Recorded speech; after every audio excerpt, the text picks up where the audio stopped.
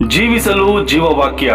ಆ ಮನುಷ್ಯನು ನನ್ನ ಜೊತೆಯಲ್ಲಿರುವುದಕ್ಕೆ ನೀನು ಕೊಟ್ಟ ಸ್ತ್ರೀಯು ಆ ಮರದ ಹಣ್ಣನ್ನು ನನಗೆ ಕೊಟ್ಟಳು, ನಾನು ತಿಂದೆನು ಎಂದು ಹೇಳಿದನು. ದೇವರು ಸ್ತ್ರೀಯನ್ನು, ಇದೇನು ನೀನು ಮಾಡಿದ್ದು ಎಂದು ಕೇಳಲು, ಸ್ತ್ರೀಯು, ಸರ್ಪವು ನನ್ನನ್ನು ವಂಚಿಸಿತು, ನಾನು ತಿಂದೆನು ಎಂದು ಉತ್ತರ ಕೊಟ್ಟಳು. ಆದಾಮನು ಏನು ಮಾಡಿದ್ದಾನೆ ಎಂಬುದು ದೇವರಿಗೆ ಚೆನ್ನಾಗಿ ತಿಳಿದಿತ್ತು. ಆದರೆ ಆದಾಮನೇ ಮಾತನಾಡಿ ತನ್ನ ಪಾಪವನ್ನು ಅರಿಕೆ ಮಾಡಿಕೊಳ್ಳಬೇಕೆಂದು ದೇವರು ಬಯಸಿದರು. ಅಪರಾಧಿಯಾದ ಮಾನವನು ತನ್ನ ಕ್ರಿಯೆಗೆ ಕಾರಣವನ್ನು ಒಮ್ಮೆಲೆ ಬೇರೊಬ್ಬರ ಮೇಲೆ ಹಾಕಲು ಪ್ರಯತ್ನಿಸಿದನು. ನಿಜವಾಗಿ ಹೇಳುವುದಾದರೆ ಆದಾಮನು ತಾನು ಮಾಡಿದ ಪಾಪಕ್ಕೆ ದೇವರನ್ನು ಹೊಣೆಗಾರನನ್ನಾಗಿ ಮಾಡಲು ಪ್ರಯತ್ನಿಸಿದನು. ಅವನು, ದೇವರೇ, ಇದು ನಿನ್ನ ತಪ್ಪು, ನನಗೆ ಈ ಸ್ತ್ರೀಯನ್ನು ಕೊಟ್ಟವನು ನೀನೆ ಎಂದು ಬಹುಶಃ ಹೇಳಿದಿರಬಹುದು. ಹಾಗೆಯೇ ಸ್ತ್ರೀ ಕೂಡ ತನ್ನ ಗಂಡನು ಹೇಳಿದಂತೆಯೇ ಇದರಲ್ಲಿ ನನ್ನ ತಪ್ಪೇನೂ ಇಲ್ಲ, ಸರ್ಪವು ನನ್ನನ್ನು ವಂಚಿಸಿತು ಎಂದು ಹೇಳಿದಳು. ಆಗಿನಿಂದ ಈಗಿನ ತನಕ ಮಾನವನು ತಾನು ಮಾಡುವ ತಪ್ಪಿಗೆ ಮತ್ತೊಬ್ಬರನ್ನು ಹೊಣೆಗಾರನನ್ನಾಗಿ ಮಾಡುತ್ತಲೇ ಇದ್ದಾನೆ. ಆದರೆ